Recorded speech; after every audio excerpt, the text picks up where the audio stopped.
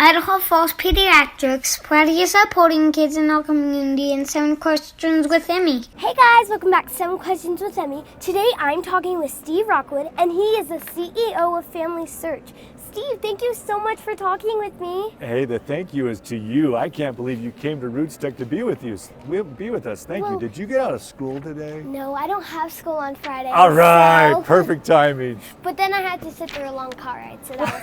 But it's worth it. It's worth it. And thanks for you had to make time for me. You're such a busy man. Well, this is perfect timing. I'll drop anything for you. Okay, should we get started with the questions? Please. Okay, question number 1. For people who aren't familiar with the FamilySearch, what is? FamilySearch, I would say, is a mirror. So if you come to FamilySearch.org, I hope what you see is yourself. If you want to know who you are, where you come from, and most importantly, from who do you come to FamilySearch, and we will figure that out for you. And so it's a website, it's an app to help you discover you by discovering who you come from, your family, your parents, your grandparents, and all the way back to great-great-great-great-great-grandparents. I can tell you that Mom and Dad have it, and I'll like the cousin finder. Yeah. I'll use it on my friends' moms to see if we're cousins. And my mom's like, you can have a sleepover with them if they're less than 11th cousins. They never are. But That's awesome. We are here at RootsTech in Salt Lake City, Utah. What happens here at RootsTech? Well, RootsTech is the world's largest gathering of people who simply want to know who they are, where they come from. So you can come on the site 365 days a year, 24/7, but if you want to come and do it together, one-on-one, you come to RootsTech every February and early March. And I think we'll be back because it's cool here. We'll bring the whole family this time. Please do. That's what it's designed for, the whole family. Families gathering families. You'll hear us say that a lot. We were saying they should drive up tonight because they upgraded our hotel. And so we have a huge hotel and it's just me and Dad. So we're like, you should just drive up and we can go to RootsTech and it'll be so fun. Don't put all that space to waste. Let's fill it up, right? Yeah. All right. Only a couple more people can be here, but it's okay. Why do you think that so many people are interested in family history? Let me ask you, I don't know if this is legal, why do you think they're so interested? And I think you'll help me answer the question. Why are you interested in family history, for example? I think it's cool to know, like, where you come from, like, where your ancestors are from, like, who your, like, ancestors with, like I was saying, like the cousin finder, you get to know, like, if you're related to, like, your neighbors, your friends, and, like, things like that, and I think that's really cool. That's exactly the answer. People like to know who they are, and they love to know more about their identity. They love to know more about their homeland. So, for example, I know you live in Idaho now. Do you know where your family lived before Idaho? Do you know where they come from? I think Italy? Italy? It's like Italy and like Sweden. See, Italy and Sweden. So every time you have pizza, every time you eat a good bowl of spaghetti, you're actually doing family history. Did you know that? Yeah, I'm from Idaho. Have you ever visited Idaho? And what's your favorite way to have a potato? That is awesome. Well, when I was your age, every summer we would go to Idaho for our family vacation. I was in Colorado, I was in San Diego, California, and we would always go to Sun Valley, Idaho. First we'd go to fish, and we would camp out. Then we did fishing in cabins, and then we went to condos and did fishing and tennis. And then when I got even older, I went skiing in Idaho for the first time. So for me, Idaho equals fun. For someone who wants to look into their family history and doesn't know where to start, what do you suggest?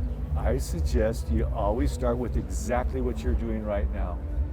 It's literally, it always starts with questions. You are a professional genealogist already because it always starts with questions. Sometimes you'll call it kitchen table genealogy or in the back seat of the car genealogy. Next time you're driving to the next hockey game or whatever you're driving to, just ask each other questions. Hey, Mom and Dad, tell me how you met. Hey, why is it that Grandpa has red hair? You just ask those questions. That's by far the best place to start. And then you can pull out this And we'll enhance it with, well, what else can we find out? But always start with questions and just good old-fashioned talking. And then download the FamilySearch app. And then download the FamilySearch app and have that bowl of spaghetti so that you're actually honoring your ancestors. This is why I like to eat ice cream just about every night, because literally my grandpa once said, I remember one night I didn't have ice cream. So now when I eat ice cream at night, I'm honoring my grandpa. That's cool. Isn't that cool?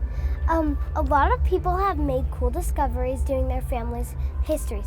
Can you share a story of one that sticks out to you? I can. And I think what really comes to me right now is that I have a great-great-grandmother. Her name is Sophia. And she lived in Denmark.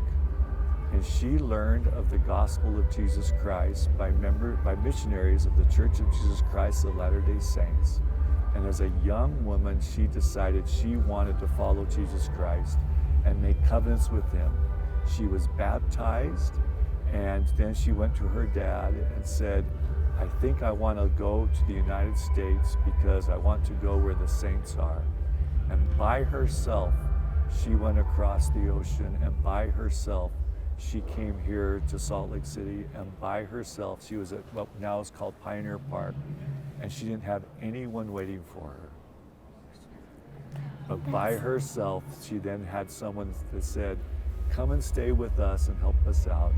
And soon thereafter, she married my great-great-grandpa, and it's because of her that I get to sit here with you right now. That's really amazing. Can you share a piece of advice for me? I can. Do you mind if I do it with some scriptures?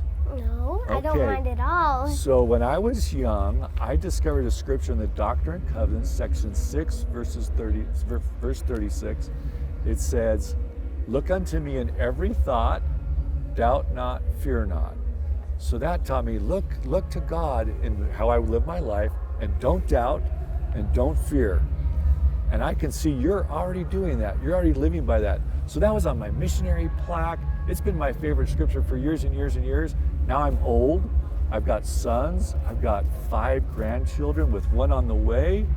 And now my favorite scripture is more now towards a scripture in 3 John that it says, I find no greater joy than to hear that my children walk in truth. And so my suggestion to you is, as you're living your incredible life, keep looking to him. Don't doubt, don't fear. And I promise you, as you do that, you're going to bring incredible joy to your mom, to your dad, to your grandparents, to your great-grandparents, to your great-great-grandparents who are looking down on you and saying, Emmy is bringing us incredible joy. Thank you so much for talking with me today. Thank you for coming. This is really cool. Oh, thank you. Especially since you're so busy. Thanks for making time. You're really cool. Thank you. Thank you. All Make right. sure you come to RootsTech next year. And then I have this little present for Oh, you. well, that's very kind of you. Thank you. Oh, all right. This is the best. I love potatoes. Do you know what the best thing about potatoes are? You can put anything on a potato and it'll taste great. I don't care if it's butter, sour cream. Sure, you can do that. I've tried a raw potato before. My not grandpa used to make half raw hash browns. They're the best. I love potatoes. I love baked potatoes. I love French fries. But the key is, you dip it. You put anything you want on it. I don't care if it's barbecue sauce, ranch dressing, Nutella. Nutella's really good on potatoes. You ever tried that yet? No. Baked potato or French fry. So thank you. I'll always remember you for that. There's some more stuff in There are. I stopping in with the potatoes. So there's a 7 questions business card and pen. Thank you. Have you watched my interviews before? I did. In fact, I was. I watched a few, and I saw some people as you interviewed this day, and I told them, "Guess what I get to do today?" And they said, "What?" I get to meet with Emmy. And they said, "You are the best." Oh. So thank you. So, and then there's a light box that you've probably seen, the big light box in the back that says like the people I interview's name. So you have your own mini one Oh well, thank you. on the white button. Oh, Makes it light up. wow. Thank you. Thank you. That's the best. This is the highlight of RootsTech for me. It's all downhill from here. Thank you. Thank you, sweetie. I might meet Kristen Chenoweth tomorrow, but I really am glad I met you today. Tell her I say hi. I will. Thank you. Bye. Bye-bye. Thanks so much for watching. Remember, new 7 questions and interviews are posted every Thursday. Be sure to follow me on Facebook, Instagram, and YouTube. Love you guys. Bye. Idaho Falls Pediatrics, proudly supporting kids in our community, and 7 questions with Emmy.